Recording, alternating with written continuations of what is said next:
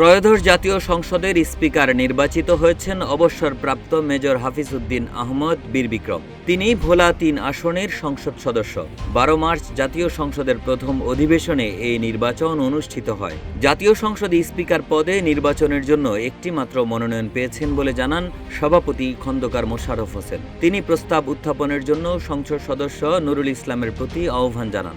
এরপর প্রস্তাব সমর্থন করেন সংসদ সদস্য রকিবুল ইসলাম। এরপর প্রস্তাব সংসদে উত্থাপন করা হয়, এতে হাঁ জয়যুক্ত হয়। অবসরপ্রাপ্ত মেজর হাফিজউদ্দিন আহমদ বিএনপির প্রবীণ নেতা। তিনি অতীতে পাটমন্ত্রী ও পানি সম্পদ মন্ত্রীর দায়িত্ব পালন করেছেন এবং বর্তমানে মুক্তিযুদ্ধ বিষয়ক মন্ত্রীর দায়িত্বে রয়েছেন। ৮১ বছর বয়সী এই রাজনীতিবিদ সপ্তমবারের মতো সংসদ সদস্য নির্বাচিত হয়েছেন।